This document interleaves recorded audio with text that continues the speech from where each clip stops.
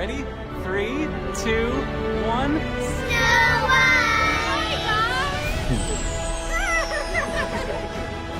Gal Gadot has decided she has had enough, and Rachel Zegler's dirty laundry is at last on view for the world. The live-action Snow White is out, yet nobody is discussing the evil queen's cheekbones, or the storybook magic. Actually, everyone is talking about the drama behind the scenes. Oh boy, it's providing complete soap opera vitality. Gal Gadot was having some severe problems with her co-star, but you never know what really killed it all off. Unbelievably, it just was one Instagram post. Rachel paid a heartfelt tribute post on Instagram to honor the release of Snow White on March 21, 2025. It was emotional, reflective, and full of behind-the-scenes hugs, smiles, and thanks to all the beautiful people she worked with. She even claimed she grew so much over those 4 long years on set and called the movie life-changing. That's enough time to go from fresh-faced newcomer to red carpet regular. But as people were happy to be included in her sweet nostalgia, fans started noticing one very clear absence. Gal Gadot lived where on Earth? I just mean that it's no longer 1937, and we absolutely wrote a Snow White that is not going to be saved by the prince. She's not going to be saved by the prince, and she's not going to be dreaming about true love. She's dreaming about becoming the leader she knows she can be. She was not tagged or identified, and Rachel did not even have a throwback selfie with her for someone who virtually shared top billing for the legendary evil queen. Gal was nowhere to be seen. Suddenly, fans were dissecting this social media sloppiness instead of discussing costumes or camera work.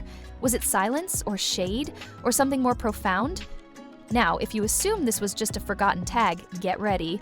Theories started to flow in, and they weren't exactly subtle. The rabbit hole gets a lot messy. Politically, top on the list was regarding the Israel-Palestine conflict. Rachel and Gal find themselves not even on the same page. Gal, being Israeli, has long publicly supported Israel. Rachel, meantime, has expressed her support for Palestine and not whispered it either. Her Free Palestine tweet during filming apparently set off a storm, not the kind that simply passed by. West Side, like, did you have to audition for Snow White, or like, oh, they saw you in West Side Story, they're like, you're Snow White? West Side Story was kind of nowhere near coming out. We were about like 6 months away from release, and no footage had been seen.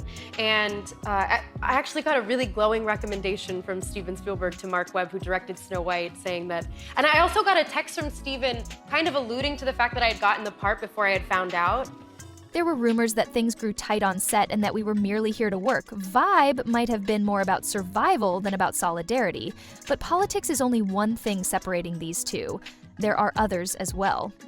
Let's discuss their off-camera life. Gal, a mother of 4, is 39 years old and married since 2008. Her whole focus is on that family-first energy shining in her red carpet gowns. Rachel, on the other hand, is 23, recently entering superstardom and still learning how to juggle apartment searching with award events. These ladies are actually living in 2 different worlds, and occasionally that difference can seem like a canyon. There's not going to be any skincare advice swapping in a trailer, at least not without a layer of polite awkwardness hanging in the air. But here's where it gets even more delicious. Both stars showed up together for the big Los Angeles premiere on March 15th, 2025.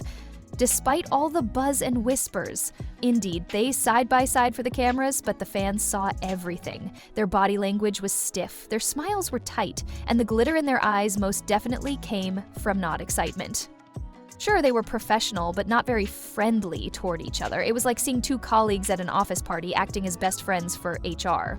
And just like that, every red carpet picture turned into a clue in the continuing riddle of, did Rachel and Gal truly dislike working together? Something changed then.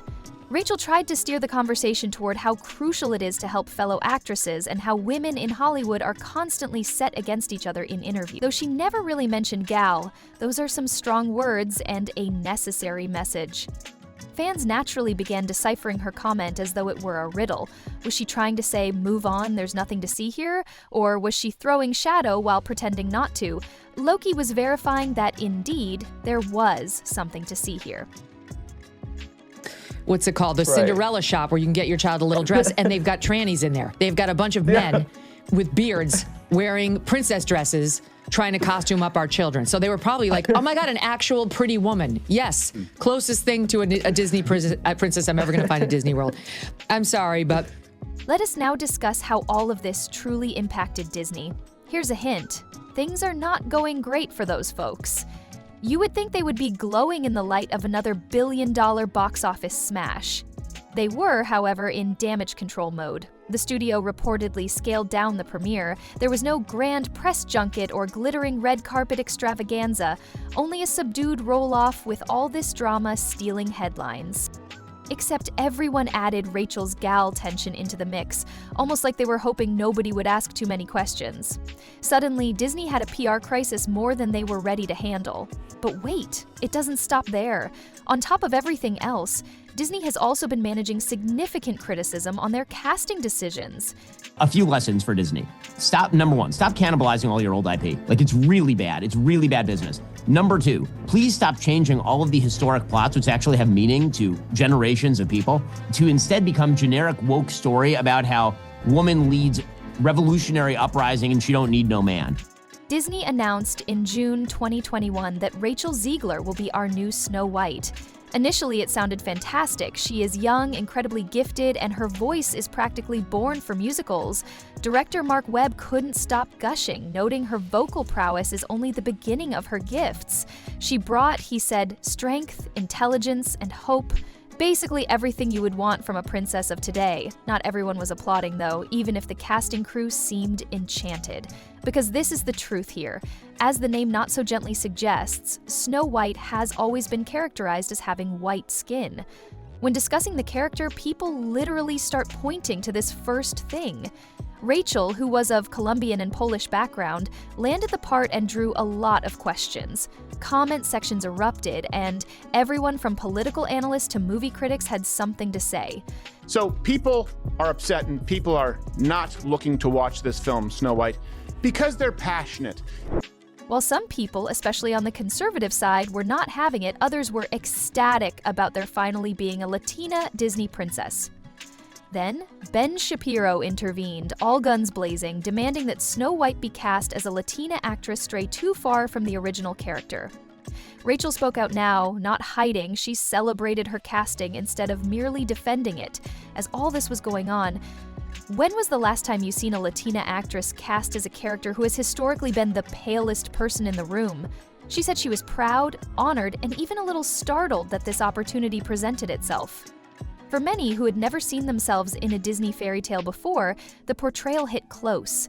Rachel didn't stop there. She pushed the conversation forward, reminding everyone that skill, not skin tone, should be the emphasis. She discussed how Snow White is loved in Spanish-speaking nations and how this position presented an opportunity not only for her but also for a whole generation of children who could at last see someone who looked like them in a princess gown. That is powerful stuff. And if you believed the argument stopped there, oh no. Behind all the applause and indignation was a deeper, more complex question that was just getting warmed up. In the modern world, what should we do with these enduring fairy tales? Can they grow with us? Are they untouchable? Disney obviously chose the latter. They reworked the narrative as well as Rachel's casting. Snow White isn't named in this version based on complexion. She could be. Now that's a twist. She's named after surviving a literal snowfall as a baby, a near-death experience instead of a beauty quality. Rachel clarified that this Snow White is all about resilience. The emphasis is not on being the fairest of them all anymore, but rather on strength, survival, and realizing your value. One of her quotes essentially captures the essence of our film for any young woman or young person, remembering how strong you actually are, and just like that, a story told since the 1800s. Got a 21st century makeover.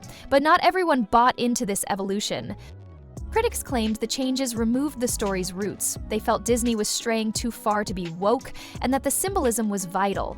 In the middle of it all was Rachel, just trying to do her job and smile through the firestorm.